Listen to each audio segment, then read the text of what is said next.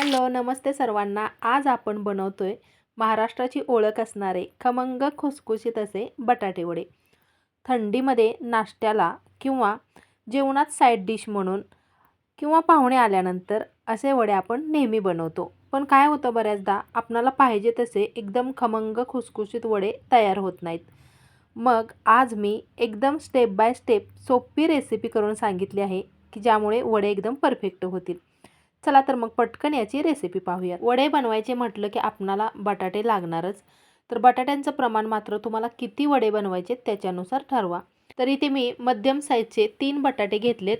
अगोदर स्वच्छ पाण्याने धुवून घेतले आणि त्यानंतर मग कुकरमध्ये पाणी घालून बटाटे चांगले 3 शिट्ट्या होईपर्यंत शिजवून घ्यायचे.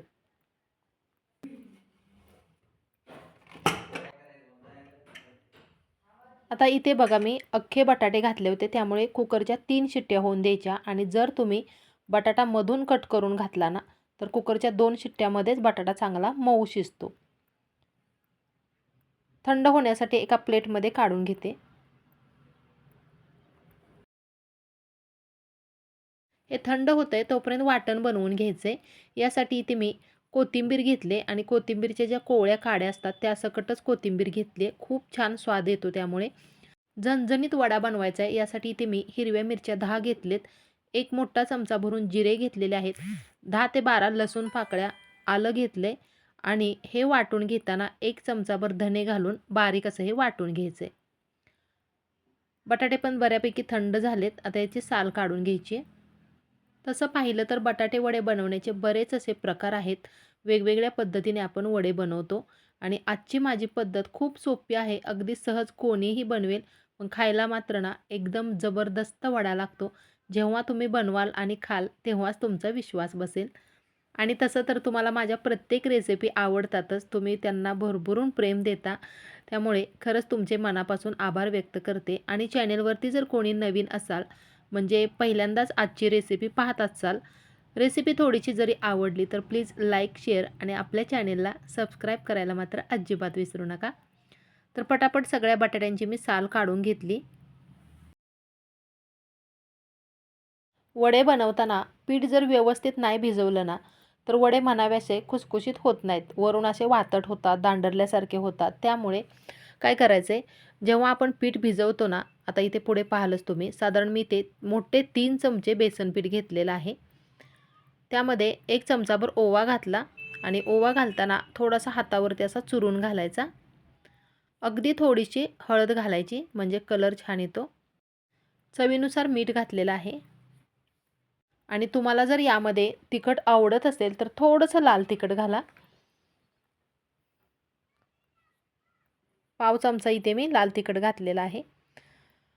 आणि पीठ भिजवताना एकदम जास्त पाणी न घालता थोडंसं पाणी घालून पीठ भिजवून घ्यायचे. आता इथे बघा मी खाण्याचा सोडा अजिबात वापरलेला नाही आहे. बऱ्याचदा काय होतं की सोडा वापरल्यानंतर वडे फुगतात भरपूर, पण तेवढंच ते तेलसुद्धा पितात. म्हणजे खूप तेलकट वडे होतात. त्यामुळे शक्यतो मी खाण्याचा सोडा वापरत नाही. तुम्हाला आवडत असेल तर थोडासा 1 चिमूटभर तुम्ही घालू शकता. या अगोदरसुद्धा बऱ्याच अशा वेगवेगळ्या प्रकारे वडे मी तुम्हाला बनवून दाखवलेले आहेत आपल्या चॅनेलवरती. थोडंसं पाणी घालून बेसन पिठाच्या ह्या बघा ज्या काही गुठळ्या आहेत त्या सगळ्या मी अशा फोडून घेतलेत आणि एकदम स्मूथ मऊ असं बॅटर बनवलेलं आहे. जास्ती घट्ट किंवा जास्त पातळ नाही बनवायचं.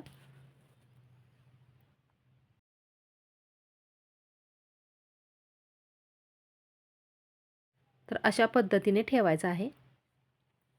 थोड्या वेळासाठी हे साईडला असंच ठेवायचं आहे. 5 मिनटं भिजून द्यायचं आहे पीठ. आणि बटाट्यांच्या अशा मधून कट मारून मोठ्या मोठ्या फोडी करून घेतलेत. त्यानंतर कढई गरम करायला ठेवली. एक मोठा चमचाभर तेल घातलेलं आहे त्यामध्ये. तेल चांगलं गरम झालं की सगळ्यात अगोदर मोहरी घालायची.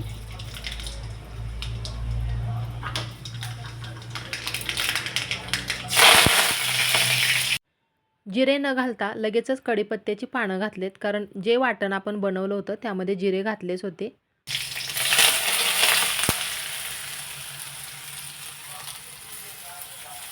लगेचच यामध्ये वाटून घेतलेलं वाटण घालायचं आहे आणि याचा कच्चा स्मेल जाईपर्यंत हे परतून घ्यायचं आहे. कारण यामध्ये हिरवी मिरची, धने, जिरे, आलं, लसूण हे सगळं न भाजता कच्चंच वाटून घेतलं होतं. शिवाय कोथिंबीरसुद्धा चांगलं परतून घेतलं आणि त्यानंतर मग अगदी थोडीशी हळद घातली. आता यामध्ये जाईल चवीनुसार मीठ.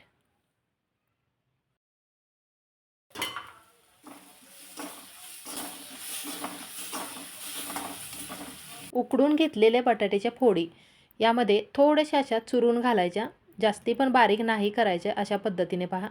मैत्रिणींनो, रेसिपी थोडीशी जरी आवडली तुम्हाला तर प्लीज लाईक, शेअर आणि आपल्या चॅनेलला सबस्क्राईब करायला मात्र अजिबात विसरू नका.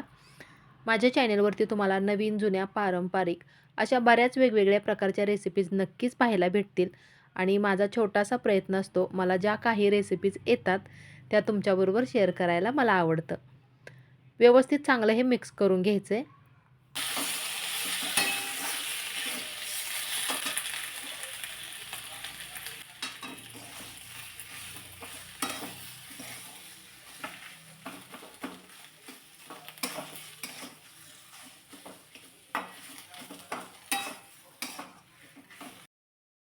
मंद आचेवरती चांगलं हे मिक्स करून घेतलेलं आहे आणि जास्ती शिजवत बसण्याची आवश्यकता नाही आहे, कारण बटाटा शिजवूनच घेतला होता. सगळं हे थंड होण्यासाठी एका ताटामध्ये असं पसरून घेतले पहा. मिश्रण चांगलं थंड झालंय आणि आता याचे वडे बनवायचेत. एकदम गोल गरगरीत न बनवता असे थोडेसे मी प्रेस करून जरासा चपटा आकार देते याला. सुरुवातीला असं गोल गोल करून थोडंसं प्रेस करायचे आणि हे जे बेसन पिठाचं बॅटर बनवलं होतं त्यामध्ये वडे सोडायचे. मैत्रिणींनो, तुम्ही ही रेसिपी कुठून पाहताय प्लीज मला कमेंट करून सांगा, म्हणजे मला पण समजेल की माझ्या रेसिपी सध्या कुठपर्यंत पोहोचतायत ते. सुरुवातीला थोडेसेच वडे मी बनवून घेते आणि तोपर्यंत गॅसवरती कढईमध्ये तेल गरम करण्यासाठी ठेवायचे.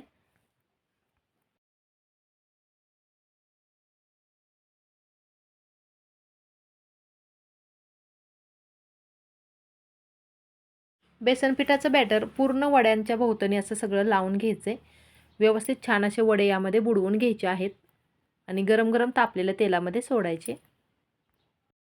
आणि वडे तेलामध्ये सोडताना असा एखादा मोठा चमचा घ्या आणि त्यानेच वडे सोडा.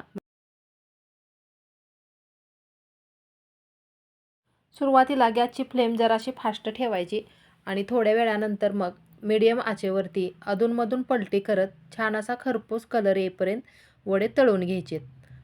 आता हे पावासोबत किंवा चपातीसोबत सुद्धा खायला मस्त लागतात. अगदीच तुम्हाला असे नुसते खायचे असतील ना तरी देखील खूप टेस्टी लागतात. नक्की बनवून बघा. चांगला खरपूस कलर येईपर्यंत तळून घेतलेत. आता एका प्लेटमध्ये काढून घेते आणि उरलेले वडेसुद्धा मी आता पटकन तळून घेते. मस्त असे गरमागरम खमंग टेस्टी बटाटे वडे आपले तयार झालेले आहेत. सोबत हिरव्या मिरच्यासुद्धा तळलेत. कशी वाटली रेसिपी? चला तर मग लवकरच भेटूयात अशाच नवीन एका छानशा वेगळ्या रेसिपीसोबत पुढच्या व्हिडिओमध्ये. रेसिपी पाहिल्याबद्दल खूप खूप धन्यवाद.